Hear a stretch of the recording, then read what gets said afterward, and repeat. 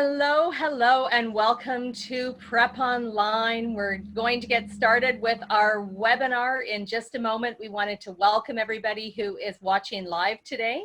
And for those of you that are watching the replay later, we really appreciate you taking the time to do that. I'm Charmaine Hammond. I'll be one of the co-hosts today.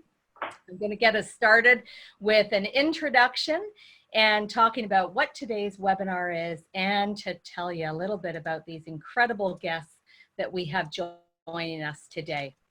So my background as a professional speaker and a trainer, I've also worked in the area of education for many years in different capacities, providing training and providing support to families. I don't have children. Today we're talking about parenting and a whole bunch of scenarios around parenting and the future of work. I don't have children, but I've actually worked with thousands of children. And in my former life, I was a correctional officer and then worked as a family mediator. So I had the opportunity to work with thousands of parents and with thousands of students and have learned so much from them. My co-host today is Joanna Severino, and Joanna is the founder and the president of Prepskills and US College Expo. And I'm going to actually have Joanna, if you want to say a little bit about Prepskills and tell us about yourself. I will share that Joanna is the mom of 3 incredible boys, and she'll tell you a little bit about them. And she also has been in the world of education for 25 years. I think she must have started when she was 2. Well, thanks for that, Charmaine. Yes, I've been an educator for over 25 years and a mother of 3 fabulous boys, ages 14, 11, and 8. And really, Prepskills supports families through the transition years, primarily those who are transitioning from middle school to high school and those who are transitioning from high school to university. And so we really help students find their future, we like to say, and essentially taking their personalities and their passions and matching it to that bigger future. So that's what we do. Awesome. Thank you, Joanna. And our incredible guest, and I've been so looking forward to this conversation. I've gotten to know Karina actually through Joanna, and I've known Jacqueline for a long time, and I thought these 2 women on one webinar are going to be dynamite together. They have so much to offer parents and families. So let me introduce our guest before we get started. I'm going to start with Karina, and Karina D'Souza is a strategist, a mindset coach, and a futurist, and her futurist work turned to the future of work in 2014 when her own children were facing their educational and their career choices. One where their education was still in the industrial era, but they'd be working in the digital age. And she saw a particular opportunity to support other parents and educators help their own Gen Z students. She offers a perspective that blends her corporate experience and background from a career on Wall Street, running a small business, and now as a solopreneur with her brand Tilt the Future. She shares strategy tools that allow major Fortune 500 organizations to stay responsive in an uncertain world. And welcome, Karina. It's great to have you with us today. I should also mention Karina's got an awesome podcast. And Jacqueline Green is the founder of International Great Parenting Simplified movement. She's also the author of the upcoming book, Strong Enough to Stay, Work It Out, or Leave Happy. And she stopped escaping physical violence in her marriage by going to a women's shelter and with her children when they were preschoolers. Yet the marriage and parenting have been the biggest gifts because of, not in spite of, the serious challenges. And then in 2010, she started this incredible interview series with over 150 of the world's top parenting and parenting-related educators. She's had over 35,000 parents come into this community from over 101 countries. And this series, the Great Parenting Simplified series, provides incredible information to parents to support their children. Welcome, Jacqueline. Thank you. Delighted to be here. Well, we are super excited to have you both, and we know that this is going to be an incredible conversation. And as we kick off today's topic, I actually wanted to start with a quote from a young lady from Toronto.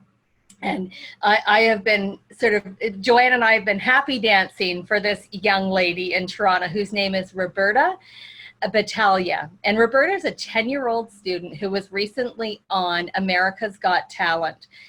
She has an incredible voice and is an inspirational young person, 10 years old. And she has an incredible message about mindset and bully prevention and kindness, respect. And I wanted to start today's webinar off with her quote because I just thought how important this is. So 10-year-old Roberta, who got the golden buzzer, says, "I may only be 10 years old, but I have big dreams." And if you watch the video of Roberta singing her song, before she gets the golden buzzer, she comes on and she's nervous, like we all would be in front of that kind of an audience, and 10 years old. And then what happens is she stands up, opens her mouth, and from the first word that came out of her mouth, the confidence with her just took over. And it was incredible to watch. So thank you, Roberta, for being 10 years old and inspiring us and reminding us how important it is to have dreams. And as parents, and I know, Jacqueline, you and Karina talk a lot about this, you talk about mindset and sort of the thoughts that we fill our children with. So I'm going to pass it over to Joanna now to start with some questions. Let's dive in. Let's dive in. Well, welcome, Karina and Jacqueline. Thanks for joining us. I know each of you work with parenting in a different capacity. And Karina, I want to start with you. I know that your core message is really about thinking and planning for the long term. And I wanted you to tell us about the importance of long-term thinking. Thank you. First of all, thank you very much for having me on this webinar. I found them very useful myself. My background comes from IT, comes from strategy, and being involved in having a longer term strategy plans for corporations. And I brought that thinking when I had my own teenagers, because I realized that the very core elements that a lot of these Fortune 500 companies are seeking to develop when they're doing strategy planning is how do they survive when they personally don't know what else is going on and what the future really holds. And I think this moment in time with COVID is so exemplary of that. Mm-hmm. The 2008 crisis, we can't all.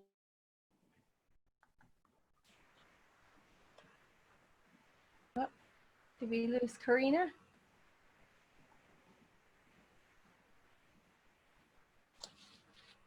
Oh no, right in the middle.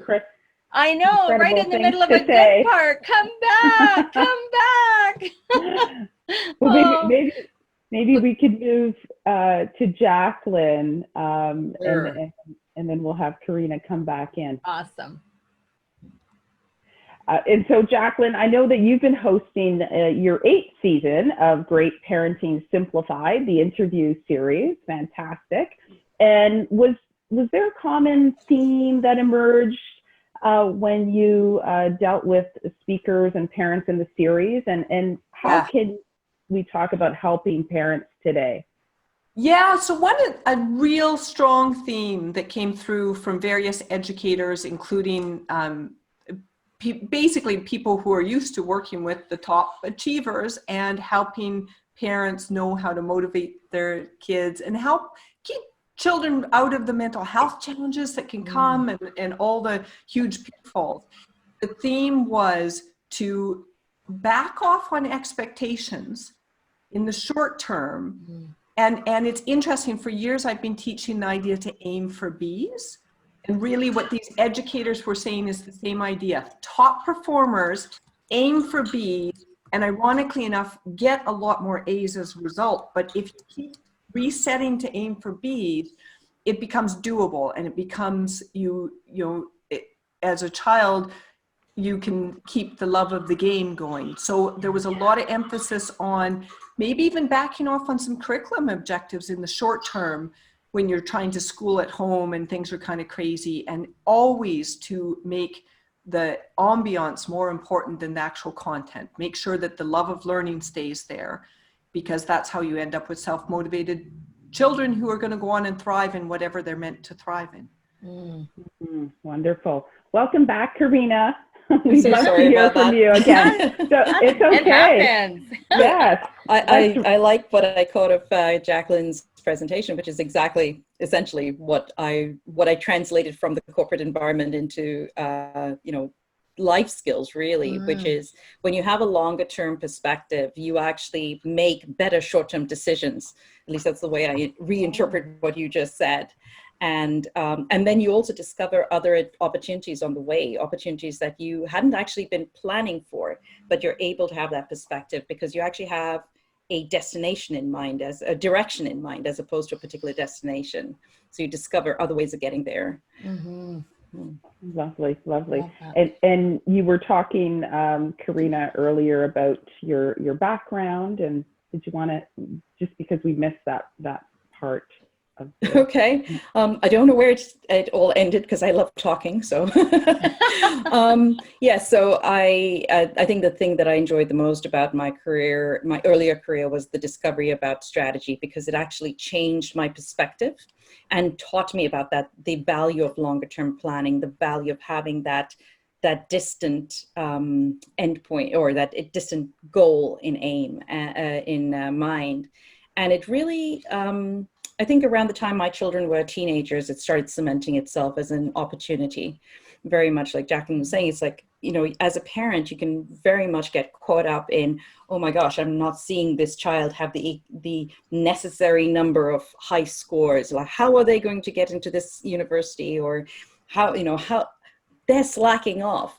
And it's a longer story, but I was doing some retrospective looking at some of the things that happened in our family, and I realized that some of the biggest lessons that they'd actually received had actually taken a long time to distill themselves. That my children, there were moments in time when I had wanted them to do something and they hadn't, and I thought, that's it, they've lost the message. And honestly, the one that is in my mind right now, 7 years later, I discovered that, that child had not at all lost the message. He'd actually taken something different from that day and parlayed it into a huge opportunity 7 years later. And it's something I couldn't have forecast. So I think very much to your point, Jacqueline, it's allowing them to enjoy the moments, absorb the moments. They are going to be wholly different people from the ones we are. And I think that's the other challenge as a parent is, not to make them in our image, but to set them with enough goals and foundation stones that they can become the people that they're meant to be. Lovely, lovely. Yeah. Charmaine. Oh, wow. There's so many questions I want to talk about. And oh my gosh, when we're talking about these moments in time, and I have a belief that, how we show up matters, and we can have a lot of influence over the people in our lives, our children, our coworkers, our family members, and so forth. And I'd love to hear you both talk about just when we started the quote with Roberta about, I'm 10 years old and I have big dreams. And I really celebrate Roberta's parents because, I don't think a 10-year-old would be on the stage of a show like America's Got Talent without parents that are supporting that passion and dream. So from your perspective, professionally and personally, even because you're both parents, and Joanna, I want you to chime in on this too, because you're a parent. What is the whole value of mindset, and how does mindset help our children achieve higher grades, be successful in life, and take these moments that happen when they're children that they apply in their personal life? So maybe Jacqueline, I'll start with you, and then we'll go to Joanna and Karina. Mindset's massive, and one of the big shifts that I help parents make is, and we're all doing, is to focus on us as leaders, because when we are focusing on ourselves as leaders, when we're focusing on managing our anxiety and our stress and overwhelm, especially about how our kid's going to turn out, what actually happens is we create the beautiful conditions for maturation to occur, and a mature child will be self-motivated. So definitely watching our own mindset is one of the things that I strongly encourage parents. And I see Joanna smiling, so I'll be curious to hear what she has to say on that. And I know for me, I entered parenting really shut down. Even professionally, I was quite shut down. I could get a good job, but I couldn't advance. I didn't know how to deal with conflict. You know, I had lots of massive challenges, and parenting's been the best journey because of me focusing on my growth. Then from that place, I can lead my children and also give them an example they want to follow. Kids will listen to us much more if they see we're rocking our life than if they see us anxious wanting them to rock their life, but they don't feel like we're doing that. Beautiful. Yeah, I think role modeling, as Jacqueline pointed out, is so important. And I think in my life journey, having, overcome an illness like cancer, and there were different points in my life and in our family's lives where our children looked to us for those, exemplary skills, I think, that we were conveying even in our undertones.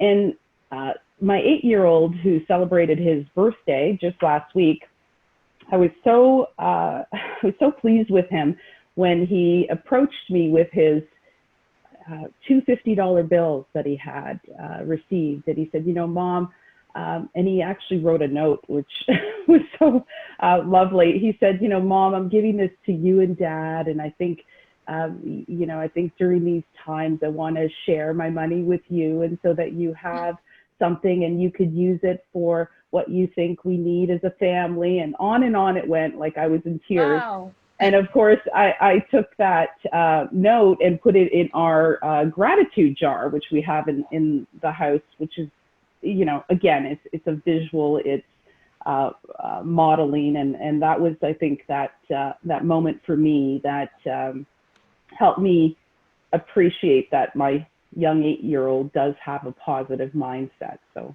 that's my story. Wow. Yeah. It's such a wonderful story. And one you're going to savor for many years, I can tell.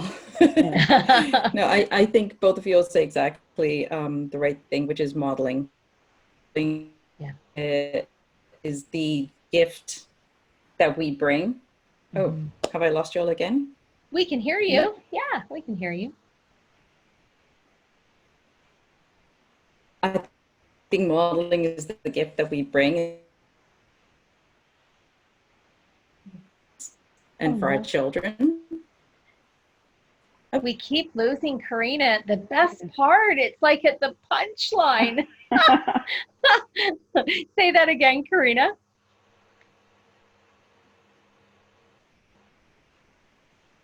Oh. The joys of, there we go. She's back. I'm so sorry. That's okay. It's always in a good part. It's an authentic experience. Exactly. This is what life is like for us right now. I know. Go ahead, Karina. I am completely embarrassed, but at the same time, I'm just going to embrace it. Yeah. I was basically saying modeling. Modeling is the thing that we can gift our children with right now. And in terms of mindset, I think the other thing that I took on as a young person, my family also went through a lot of transitional problems when I was young. I lived in Uganda when I was a kid and lived through all that stuff. So I think the experience that I received from my parents was confidence. They just gave me absolute love and the confidence to be able to go out and do anything. And I cannot begin to explain to you how much courage that gave me to go out there and experiment and fail. And fail with the knowledge that I had a home to always come back to and loving parents to come back to. And so for those who have that structure around them, I think that gives you a little edge, when you're able to offer that, if you have the right family dynamics to be able to offer that to your children, it allows them to step into it's a privilege. I'll be completely honest. It is a privilege that they can then take on and say, right, I'm able to try a little bit differently. I have that security, because it all is, about Maslow's hierarchy. If you have that security level down there, you're able to step into the chances that the next level and the next level and the next level offer you. If you don't have that, and that's, I think, the the gift of being a parent is giving that to your child. And very often when we talk about EQ skills, that's in essence, that's what you're doing. You're building that foundation that I call them foundation skills. You're offering your child that security level that says, you know, you can't go out there and do complex thinking if you don't have the security to know that it's okay to fail. You know, so it all kind of builds on each other. So important. And, you know, one of the things that I'm hearing everyone say in different ways is the importance of not only modeling, building confidence in children. Karina, you talked about having that, you know, experience to fail, but it sounds like what you're all saying in your own way as well is the importance of these values that children take forward into their life. And these values are what become the foundation for children to cope with really tough challenges. And families right now are coping with a big one, you know, being at home together. I'm hearing from a lot of families I know that, wow, I was talking to a neighbor and the neighbor said, wow, 24/7 is a lot to be with family. And he had this big smile on his face. So, and then of course, parents are educating their children. So they're also stepping to the role of educating. I had one parent say to me, I don't remember how to do grade 4 math. And, you know, so their skills are being challenged as well. And you talked, all of you, in different ways about the importance of structure. And I'm going to ask a question here to Jacqueline, that I'm going to pass it over to Joanna. So when we look at structure on all these changes that people are going through, Jacqueline, do you have any tips around how parents can create that structure that will support not only the child, but the family as a whole? And how could they manage some of the stress around creating these structures? So what I'm going to say also partly answers one of the questions that came in. Someone was asking about, you know, how do I help get my child top grades? And the structure that we need, the most important thing is to actually look at what makes people be high achievers. And it is self-motivation. It's being in the right field, doing something that actually you have either the right skills and passion. You need both of those things. Yep. So in terms of structure, I actually encourage parents to have more loose structure right now, and to encourage their children to have discussions with them about what are you wanting to learn? What even discussions about grades. What grades are you wanting and why? Why do you want an A? Is it just because everyone wants an A, or is it because you're passionate about that topic, right? And start engaging in those conversations that get your child thinking about where learning's going. What will an A get them versus a D or a C or a B or whatever, right? So much more emphasis on asking questions and getting your child to build some structure in their life, getting your child to say, okay, I learn best in the morning, so I want to start, you know, doing my studying in the morning more and having afternoons free, or I'd like to have one day off a week. And if you're homeschooling, I did homeschool for 3 years, and everyone crises homeschooling right now, you can see that when things are going well, you can get through a lot of material quickly too. So I would open up the structure conversation, have, you know, the bigger meta conversations about why are we even doing this, and then involve your child in building the structure that works for them. And then of course, teaching them that part of a growth mindset and embracing failure is this is a correct and continue. So whatever you come up with, we're going to try this. And if it doesn't work, that's okay. That's to be expected. We'll keep adapting. Wow. I was thinking much like my workout routines. I keep adapting. I get off the wagon, I get on the wagon. And that's oh, I'm so glad I'm not the only one. You know, I love what you're talking about, Jacqueline, about asking questions, and communication has been a theme that has come up in every single one of these webinars in different ways and for different reasons. And I remember talking to Dr. Gantz, who was one of our first guests, and you know, what you've said, Jacqueline, around the asking questions, communications is so important. And he reminded us about the two most important, well, not the most, but two really important times of day with our children are drive time and dinner time, because we have that time. I mean, they're in a car, you're moving. So, you know, that it's a great time to have these conversations. And Joanna or Karina, did you want to comment on that question before we move on? Anything to add to that? Karina? My Wi-Fi is in and out, but I'll assume that this is the question that I think I'm answering. No, it's, I think I echo exactly what you were saying. I think one of the other conversations you can have is in terms of structure is start expanding, because the future of work is so amorphous right now. I think one of the opportunities we can use in this very weird time is to allow our kids to understand how to work in something that is ambiguous.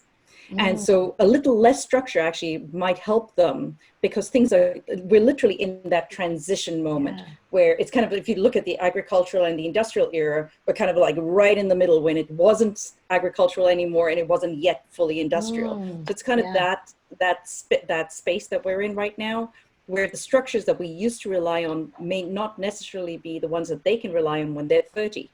So we need to have them create that ability to create flexible structures, things that can move with them. So to be able to look at the things that anchor them, and then have enough flexibility that they can keep recreating, and kind of like it connects, you know, like that toy they used to have. It's like the building blocks stay the same, but what you create becomes different. So just, I think we can use this time to have them do that.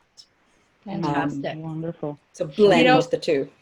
Well, I love that flexible structure. I mean, you know, you gave me a glimpse into my past when you said that, Karina, because I remember studying the work of William Bridges, who writes about change and transition. It's probably one of the books that I've read.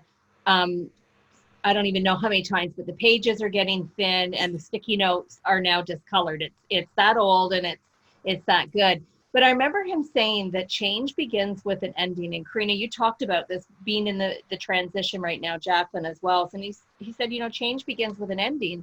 Something needs to end before new begins. And right now we might be in what he calls the middle zone, where the old way's not out, the new way's not in. And it's sort of like Linus from the cartoons with his blanket in the dryer. His security blanket's there, but it's not right in his hands. And I think you both have raised such a valuable point about how do we deal with sort of these times of uncertainty. And you're both saying that increasing structure is not necessarily the answer to helping your children cope, get better grades and all of that. So thank you. Yeah. Joanna, I'll pass it over to you. Great. And so, you know, I think we all appreciate our teachers now more than ever with the forced togetherness. Yeah. I wanted to hear from both Karina and Jacqueline, if you could just talk a little bit more about encouraging EQ, emotional intelligence skills, and really how this supports our students of the future. Jacqueline? Okay. Sure. I think people are pretty aware nowadays that we're having issues with kids even getting into top colleges, getting into the exact place they wanted to, and failing out or not necessarily failing, but opting out, and unfortunately in some serious ways, right? Not, you know, like suicide and things like that. So the emotional intelligence is paramount. And it is one of the things, one of the experts I had on recently, the author of The Self-Driven Child, William Stixrud, was talking about really the most important thing right now is to focus on your child's emotional health, including their emotional intelligence. And right now, the learning that they're doing about how to be more self-directed with their learning, there's going to be lots of bumps en route. And those bumps could look like your child underperforming. Well, it's guaranteed that there's going to be underperforming involved. But we aren't linear beings that we always do things perfectly. Very, very, very few people achieve that. So a lot of the emotional intelligence piece that we can teach with our child involves us appreciating that a lot of our role is that communication. It is the questions, it's the dialogue, it's the helping our child. I like the visual of, you know, instead of focusing like this, like to broaden their perspective. So if our child is saying, Mom, you know, I just failed this test and I'm such a loser or something, asking them questions to get them to, You know, do they know of anyone else who's ever failed or whatever? You know, we could go down that road of how to guide them, but there's so much we can do in the moment. And parenting is actually a verb. And it's really meant to be, it's the relationship, right? So the emphasis right now, we actually have a real golden opportunity that a lot of the anxiety and depression that our teens were having in particular, because it gets more intense, a lot of that can be mitigated by them having deeper connections with us and that sense of somebody who can guide them, ask them questions to expand their perspective. So we really have a unique opportunity, but we've got to be taking care of ourselves, because right now the insanity, you know, Charmaine, when you're saying like it's summer, it is just insane. When I'm talking with my team, we used to take summers really off, but our team is like, good heavens, summer might actually be easier in a way, but it's a transition from kids home 24/7 to kids home 24/7. Like, how does that work, right? And suddenly there's no summer camps in many situations. A lot of the things we did with our kids in the summer. So right now we need to focus on our emotional needs, which is part of our emotional intelligence, and don't pretend we're machines that can somehow keep producing at these insane rates. Backing off, and when we slow down like that, slowing down to speed up, often we actually can be way more effective with our children, in our work, etc. Lovely. And Karina, maybe you could share your personal experience and some thoughts on EQ skills. Sure. Well, actually, I'm going to go a little bit on the professional side first, which is to say that it is one of the core differentiators between the world we've lived in, the industrial era, and the next era. You'll see a much heavier focus on EQ skills. So if you think about the necessary skills that we should be developing with our children, if you can focus as a parent on the EQ skills, it almost trumps the IQ skills. So the fact that they're not getting the A's might not be the learning that they should be having right now. You might actually be giving them so much more of a leg up by focusing on the EQ skills. That being said, the way forward is a balance between the two, but there's a much stronger focus than historically has been on the EQ skills. So what does that mean for us as parents? I did talk about confidence. I feel that, or the way I felt about education, and it's funny because like I said, I've been talking about this for 5 years, and it's always been a struggle in a group setting to get this conversation across. But in some ways, COVID has really helped me because people now see what I'm talking about. To me, education is really like a three-legged stool, right? You've got the education system, you've got the teachers who are providing all the IQ development that our students need. They need that level of intelligence. They need to be able to fast forward and collect this piece of information and that piece of information. But in many ways, the internet is also there. And if we can teach them how to ask the right questions, we get them to those answers faster. But in going forward, the other legs come in from the parents. The parents are the ones who are actually providing the EQ skills, because that comes from things that you develop in other settings. It could be in school, it could be at home, it could be in community. But in essence, the things that we talk about, like courage, like critical thinking, communication skills, teamwork, these are all elements that actually come out of living in society. And the reasons they're important in the way forward is we see much more technology coming in and helping us in the way of AI and robotics. They're going to do all the grunt work. So what does that leave us able to do? It's us able to step into that gap, make the technology work for us as opposed to making the technology manage us. And we really want, as a society, I'm hoping, to be in that position where we're augmenting our lives with technology as opposed to having algorithms tell us what to do. And if we're very focused on the EQ skills, we can actually make that happen as opposed to being driven down the other path. So I think it's very important for us to create that focus on EQ skills right now. And we have the opportunity. Yeah. Well Right. said. And what about some practical, so both of you have mentioned asking questions and sort of that open-ended language. Could you give us some practical examples of how this would play out in the homes of currently with some of our families day in, day out, trying to engage with their students or children, I should say. Is any concrete examples that you could share, either from your personal experiences or from working with parents and students? Karina. Okay, so I think one of the differences right now with COVID is given how the job market is contracting, we're coming out of a large period of where we've had really good economic growth, and we have been able to offer our young adults the opportunity to say, be anything you want to be. I do think that right now we also should be responding to what does the world need and how can I get both? So it's almost having a problem mindset focus. So the conversations that are happening around my dinner table right now are, great, you want to do this. How does that fit into the greater problems that the world is facing right now? And how can we blend them? I mean, we're talking about huge problems like climate change. You know, COVID is one of many things that's facing us, but we're not short on problems to solve. So I often, or the conversation that has been around our dinner table for many years has not been to say, what do I want to do? But what problem do I want to serve or solve?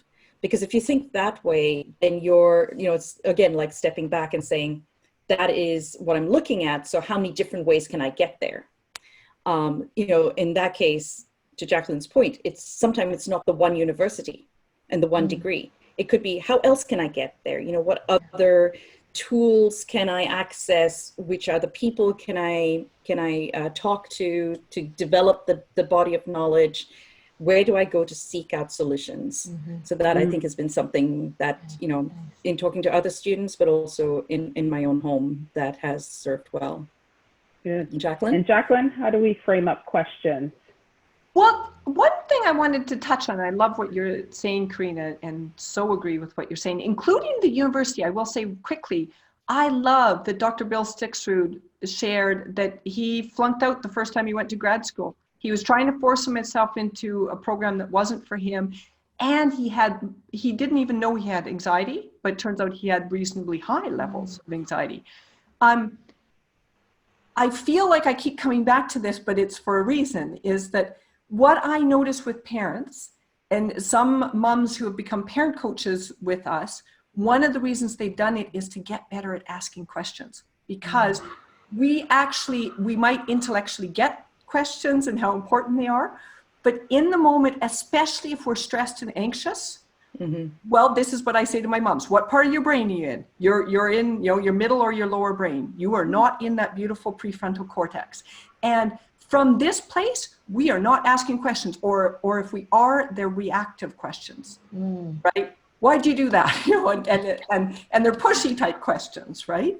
So really emphasizing as moms, like maybe start working on your morning routine so that you're starting off your day and you're giving yourself time.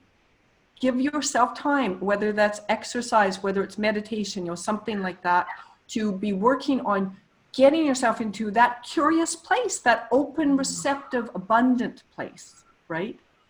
That's what I would really emphasize. And from that place, like family meetings can be really powerful as a tool. And if you're stressed out, they're horrible. They're actually horrible. My mom used to occasionally have family meetings and they were horrible because she was a full-time professional. My dad was full-time. They had a full-time farm that they had bought in 1974. They decided to move to Saskatchewan and buy a farm.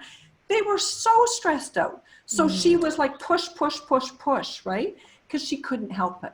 So I would really emphasize that to be tactical, put your mask on, focus on getting yourself into your beautiful brain. You can solve all sorts of problems from that place. Yeah. Well, this is such a rich conversation, and I don't know what it is about you two, Karina and Jacqueline. You keep taking me into these sort of learnings that I've forgot about. And I had this image of the movie Shrek pop up, Jacqueline, when you were talking. and the image of Shrek was, you know, when you think about questions and what you were talking about, Karina, about, you know, being able to use this opportunity to really dig deep and be curious. In the movie Shrek 1, he talks about there's layers, there's many layers. And I think about every time I see that, I think about an onion and all the layers in an onion. And when I was a family mediator, asking questions in these family meetings was the biggest part of my role when I was helping parents and teenagers resolve conflict in their family. And it was actually this lesson that I learned about Shrek. That's not my genius. That was this teenager who said, Charmaine, it's just like Shrek. And I said, what do you mean? And he said, there's many layers. You have to just keep peeling them off. And that's a question. And I thought, okay, from the mouth of babes, right? And I have, that has stuck in my brain forever. And when you ask questions, it's hard to be judgmental. Yeah. Right? But it's hard to be curious and judgmental at the same time. Exactly. And I always said it once, like something about change, like change is a process. I love to teach that because, and I started saying a while ago, there's violence in urgency. And as a mom, when I feel like in that moment, if my child presents me with a poor grade, if I feel like, so Karina, to your point about the long range vision, I just love that because I talk about that as well. If you're looking at helping your child be a great learner and helping them navigate this world that's going to look totally different than our world, and you've got that longer range view, then you're going to already be in this part of your brain. And from that place, your questions will be inspired. It's how we tap into our highest intelligence. And from that place, we can help our children tap into theirs because they're watching us and they're seeing how we respond to the D. And that helps them pattern for how to respond when they, well, it's their D, but, it helps them pattern. And I think that's very important because, like you said, what we're doing right now, and I'm assuming that most of the parents who are listening right now are going to be parents of middle school and high school years. It's, you want to protect your child always. But the reality is that very soon, and I mean very soon, because I've got 3 and the youngest now is in entering year 3 of university, surprise, surprise.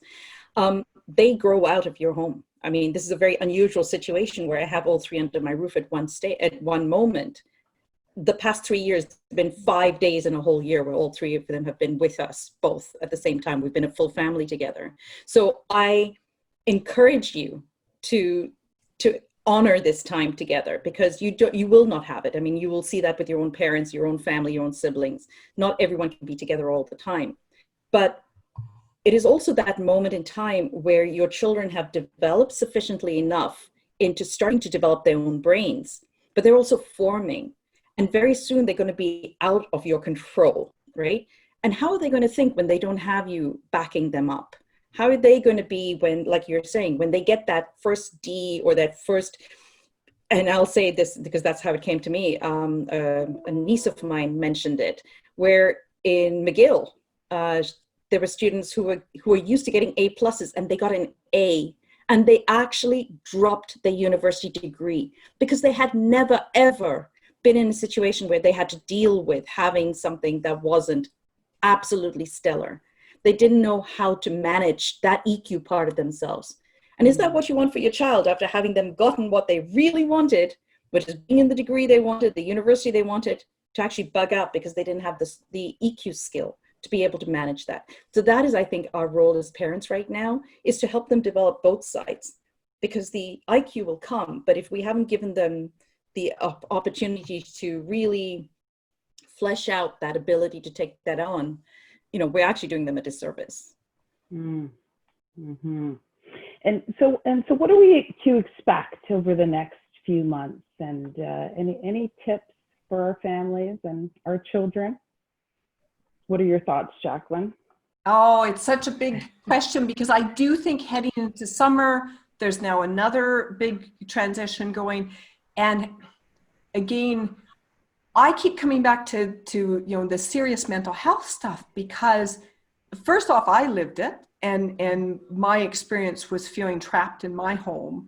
And really, if I could have seen a way to just obliterate myself so that my kids didn't have that legacy, that would have been where I went. That was totally what I wanted to do. So my heart is just going out so much for moms right now. My experience is professional women, we have higher standards and those standards can bite us so badly. So right now, heading into the summer, like, relax your expectations.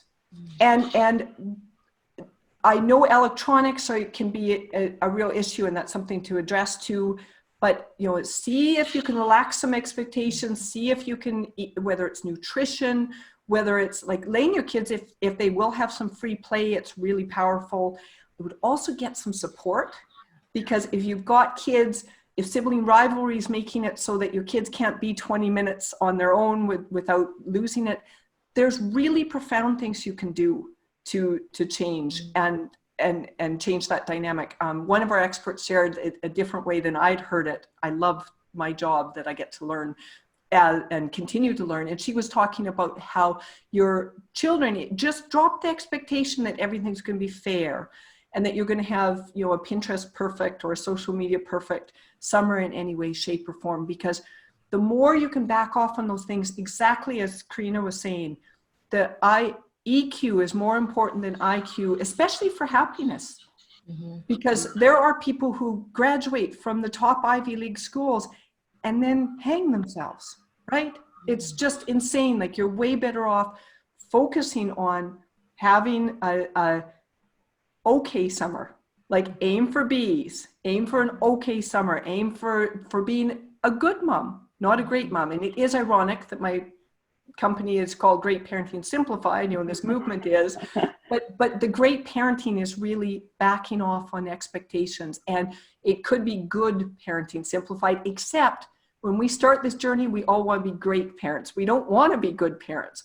But if you can go with being a good parent and try and raise good human beings, not exceptional ones, you actually are more likely to raise exceptional human beings. Thank you.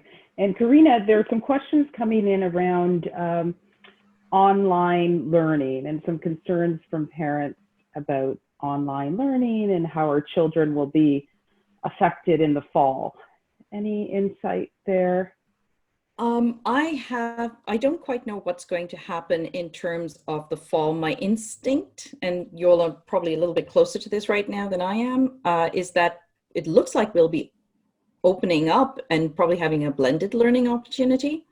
I've probably been focusing more on what's happening with universities than I have been with what's happening in high schools. In terms of online learning itself, I'm hoping, like, I've been involved in a lot of online learning over the past 4 years. And from that experience, I can say that if it's done right, if the curriculum is set correctly, if the teachers are well coached, the curriculum, how you teach an online class, can be very powerful. And it can create a sense of community that is not anywhere different from the experience with having a in-person face-to-face. But that being said, and I'll echo back to something Jacqueline said way back when about homeschooling, is understanding your learning style personally will help you with this. Because if you understand that you need that one-to-one interaction, I think you should be encouraging your child, yourself, whoever you are in this relationship, to ask for it. Because if that is what makes you grow, and I say this because I homeschooled for a year with my children and had terrible results with my oldest. I mean, it was like this. And it's only afterwards when I stopped doing it, they were back in school, I happened to touch on a Oprah magazine essay about learning styles. And it turns out that his learning style is peer. He learns more. He is like a sponge. If there are 15 conversations going around him, that is how he learns. He'll pick a little piece here, a little piece there, and that's how he learns. And that actually became a huge piece of how he picked his university, because there were different university opportunities available to him. But in the end, because he understood his learning style, he went for the one where he could learn from many peers as opposed to from one great professor. And so I think learning styles and understanding your learning style will help regardless of what happens going forward. And honestly, online learning, because we're going to be in a continuous learning setup as we go forward, is a good skill to learn. So I think that's a good thing. I think with parents right now, you're going to feel that sense of, oh, my child is being deprived. And there I would say that we are very privileged, especially in Canada, to have the education system we have. So dial it back a little bit and think, if I was a child coming in from a different culture, from a different educational setup, how would I have taken to this? What would have been the opportunities and the negatives that I would have seen? And how would I as a parent have made up that delta? And maybe that is where we're able to help support the education system. And I mean, a lot of you all are teachers as well, right? I mean, this is not any easier on the teachers than it is on anybody else. So True. Hence the hashtag in this together, right? Yeah, we are absolutely all in it together. Sorry, Joanna, I cut you off.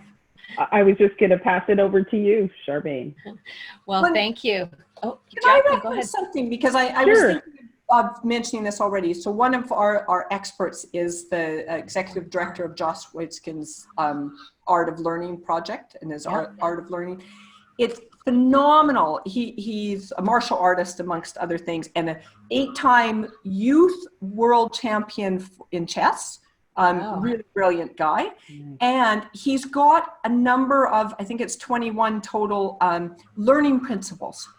And to your point, Karina, about helping our children understand how they learn. And also the learning principles include things like looking to fail. And that if your child's actually getting A's, it might be that they're in the wrong field, like a wrong level. That if you want your child to be loving the game of learning, they maybe should be getting some C's and B's because it shows that they're challenging their edge. Anyways, really great for teaching the growth mindset, and I thought your audience would love it.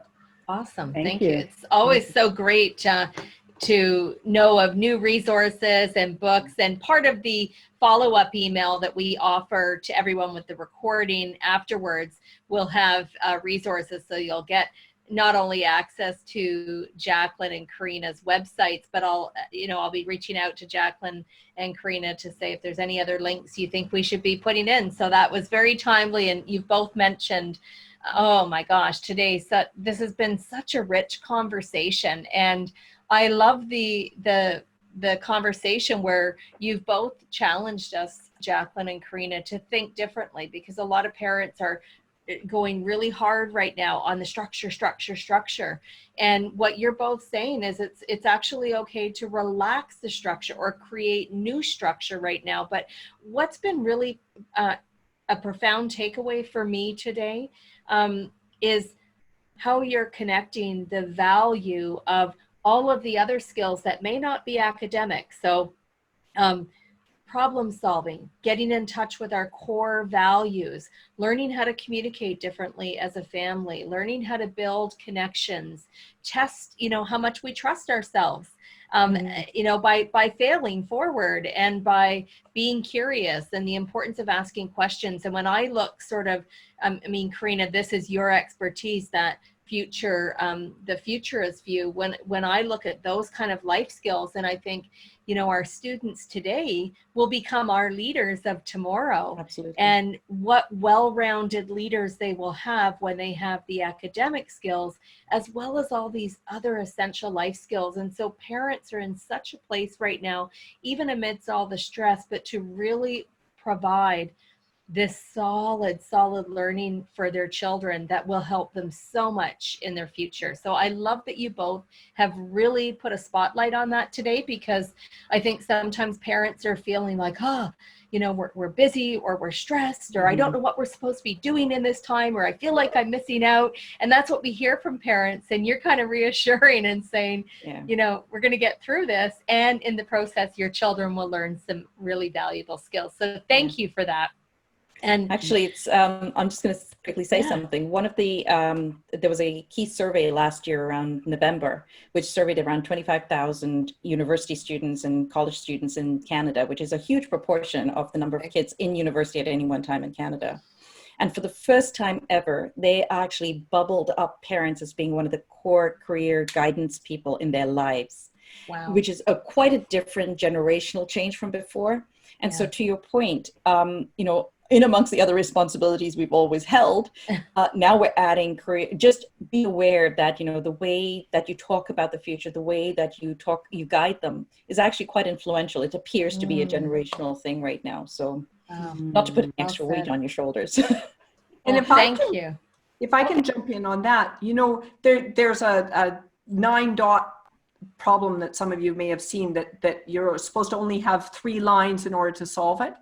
And oftentimes with problems like that and with our lives, we have to actually get a higher perspective in order to solve it. In that case, you have to go outside the lines, right? Exactly. Outside the box. But so to dovetail what you were saying, Karina, right now is a beautiful time for us to say, wow, instead of staying mired into, I got to do this, this, this, let's back off. Let's get a higher view and let's focus on what's most important. Because if I can help my child become a better learner right now, they could take 6 months off school, a life skill. a year off school, and end up in a better place. Yeah, beautiful. Well, I'm going to give our guests a heads up that we're coming to the question that I love. Well, I love all the questions, but this question is a powerful one because we challenge our guests to come up with a 1 word. Sometimes Joanna takes 2. So we stretch the rules here. So it's a 1 or 2 word tip that's, you know, a tip for parents to take away. So I'm going to come back to our guests with that question. I'm just flagging them that is coming next.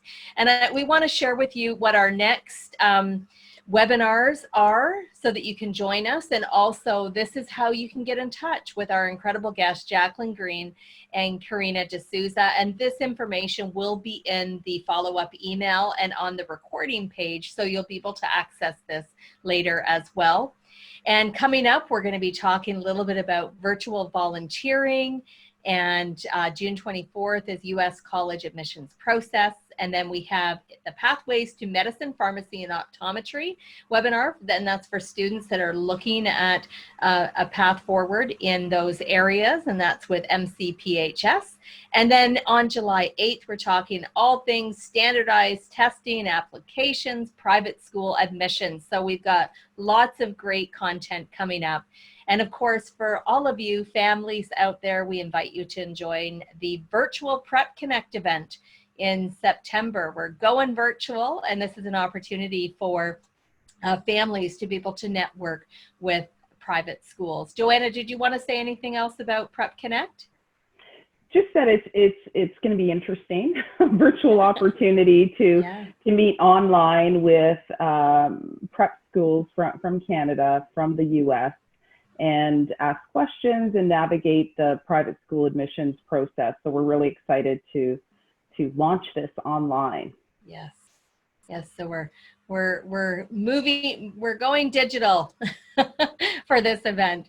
And of course, a lot of times we have parents after the call that have questions, and we wanted to make Joanna available for you. So if you have questions and Joanna can support you on that, please, there's a link. I'll put it in the chat box. You can just press the link and it'll take you directly to Joanna's schedule so that you can actually book a call with Joanna. And I'll put that in the chat box for you. Now sorry, you were going to say Just something, jump in. Jacqueline? I want to speak to how much value I see to what you're doing, Joanna, because Thank you. and it's really interesting to hear Karina saying that now the latest is that parents are becoming the most important. But our kids, they absolutely need us to navigate.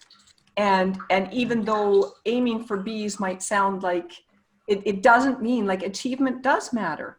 And if you have your heart set on being a doctor, go for it. Like, that's very wonderful and important to support your children. And the mindset that you have can help your child to get there and to really have these incredible lives where they're living their dreams, like you started out, Charmaine, with that quote. Yes, thank you. Thank you. All right, 1 word, or Joanna's rule, 2 words. What's your takeaway for our listeners today? Joanna, I'm going to start with you this time. 1 or 2 words, what would it be? Well, it might be 3. Okay. Oh, we're stretching the rules again. That's okay. They said we could be outside the flexible box. structure. So I think 3 key success skills that I would leave parents with, and we talked about it today. Definitely, what we want to be reinforcing would be positive mindset. The emotional intelligence is critical, and I think finally the ability to manage stress and anxiety. Awesome. I think if we could allow our kids to grow with that skill set, they'll be just fine. Wonderful. Thank you. Jacqueline, what about you? What's your 1 or 2 or 3 words? 3, growth Okay. mindset. Yeah. And I want to tag on resilience, because having a growth mindset gives you resilience. And from that place, you can keep picking yourself up and getting where you want to go. You and your children, right? Thank you. And Karina, what's your 1, 2, or 3 word I'll go takeaway? with 3, and that is time is elastic. I mean, right now we're thinking of this 3 months as being hugely impactful, but you really have to think about 3 months in the scale of a 80 or 100-year lifetime. And if you think about it in those terms, then using these 3 months or these 6 months very valuably, or maybe a year or so, but just being able to help your kid get that perspective, I think is very valuable, and kind of plays into the whole tilt the future concept that I have, which is, little bits of changes every now and again, but don't focus on this as being the end of everything. Thank you. It's just part of a very big continuum. Thank you. Awesome quotes. I've written them down. Those are good ones to put on our sticky notes and plaster them around the house. Thank you. Thank you. And as we pull this together, I first of all want to thank all of you that joined us live today to be with us. And I know there's lots of you that are watching this recording later. Thank you for taking the time to watch this. You'll be able to access the recording for a long time to come. So when you need these words of advice or wisdom and support, this recording is there for you. Joanna, it's always a pleasure to host the PrepOnline series with you. So thank you for inviting me to be a part of it. Thank you, Charmaine. Thank you. And thanks to our guests. My pleasure. Thank you. Yes, Jacqueline and Karina, that was just such a rich conversation. And I'm going to close off and kind of close the loop and go back to where we started with a different quote from our 10-year-old inspiration from Toronto right now, Roberta Battaglia. And this is her quote that I thought we could take forward into the rest of our day. This 10-year-old student says, whatever dream they have, they can achieve it. Never stop dreaming, never stop believing in yourself. An important message for us, for you as parents, for us as adults, and for our children. So thank you. Have a great day. And thank you, Jacqueline and Karina, for all that you've shared with us today. Thank you so much. Thank you. Thank you. Take care. Bye.